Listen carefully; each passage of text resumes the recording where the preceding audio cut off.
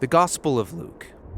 Luke investigated many of the earliest eyewitnesses of the life of Jesus and then composed this account. And the story begins up in the hills of Jerusalem, the place where Israel's ancient prophets said that God himself would come one day to establish his kingdom over all the earth.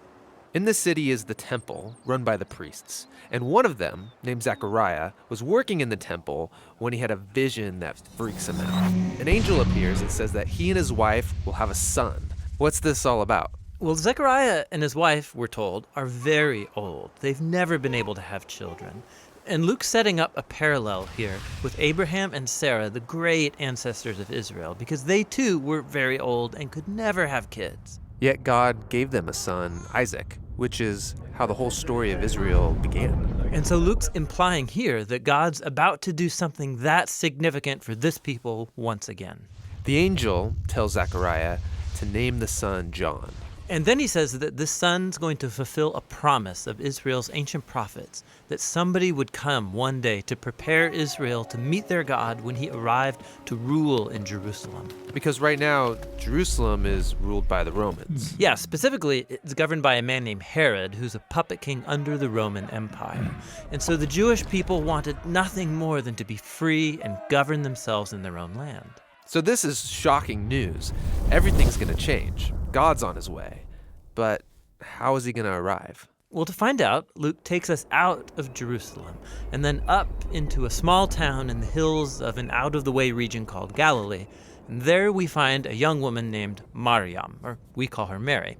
She was engaged to be married. And then an angel appears to Mary, saying that she's going to have a son. She's supposed to name him Jesus, which in Hebrew means the Lord saves. And he will be a king like David, who will rule over God's people forever. And then Mary asks, okay, well, how is this possible? Because I'm a virgin. And she's told that the same Holy Spirit that brought life and light out of darkness in Genesis chapter 1 is going to generate life inside her womb. God is about to bind himself to humanity through the conception and the birth of the Messiah.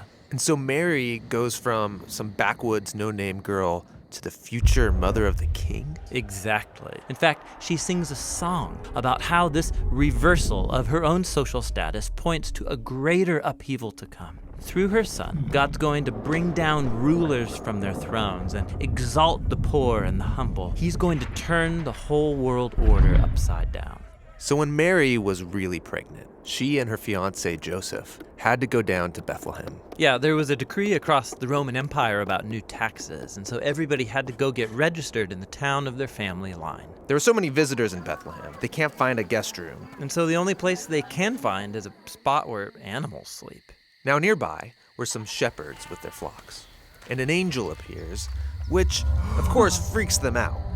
But they're told to celebrate, because tonight in Bethlehem, a Savior has been born. Yeah, they're told to go and find this baby, and they'll know that it's the Messiah because he's going to be wrapped up and laying in a grimy feeding trough. Yeah, which is pretty gross. Totally. And then these shepherds, who aren't very clean themselves, they go and find the newborn Jesus in this really dingy place, and their minds are blown. They go home wondering what on earth is about to happen. And this is all really strange. I mean, if God's really coming to save the world, this isn't how you would expect him to arrive. Born in an animal shelter to a teenage girl, celebrated by no-name shepherds. Exactly. I mean, everything is backwards in Luke's story, and that's the point. He is showing how God's kingdom was first revealed in these dirty places among the poor, because Jesus is here to bring salvation by turning our world order upside down.